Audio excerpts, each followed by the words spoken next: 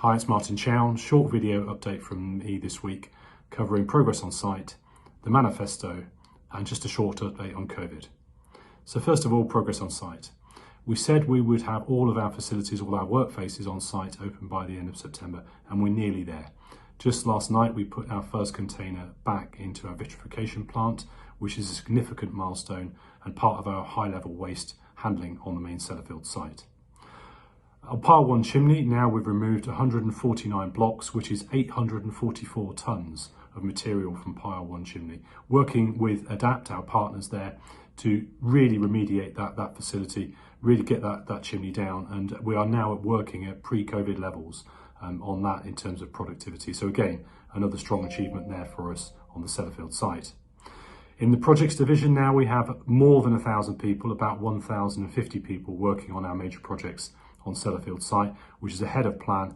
We also achieved on SRP, our repackaging plant, the sanction update this week, which is another £210 million of work, working closely with NDA, colleagues in government and the regulators to be able to achieve that, making great progress there on a really critical long-term plan for Sellafield. Moving on to the manifesto, you've seen how excited I am to launch the manifesto. It's gone really well. Many of you joined in there. Thank you for joining that launch.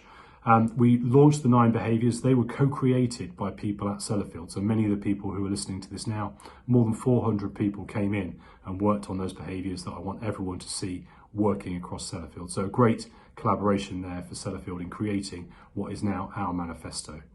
We asked for people to be change makers, and we now have more than 150 applicants for people to come in and help us manage the manifesto, make it real for everybody that's working. While I've visited people in plant and offices, I know we've put up some of the versions of the manifesto. There's one behind me, as you can probably see around the offices and in our facilities, but I've seen many more people put their own versions up of the manifesto in their own work areas, and I think that's great if people are able to do that.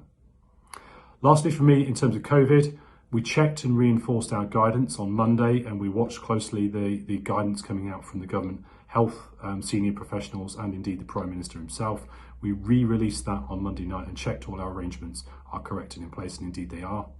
We are seeing a few positive tests and we're managing those. Our test and trace facility is immensely useful, and most people who have made use of that have said it's a fantastic facility that we've been able to put in at Sellafield. I'm really pleased it's there. We are seeing more great examples of how people are adapting to work. This week I went to West Cumbria House, our newest office facility that's only just opened. And in that facility there, they've gone into a kind of shift mentality. So bringing people in on different days to work in the main office, and they're scheduling that in terms of how they work, and they're ramping up that blended approach to work. So another great example about how people are able to manage their own working environment, work at home, but also come into the offices where they need to and deliver great quality work for Sellafield. So well done to everyone involved in that. That was really it for me this week. I hope you found that useful. I hope to see you all soon. Stay safe, be kind.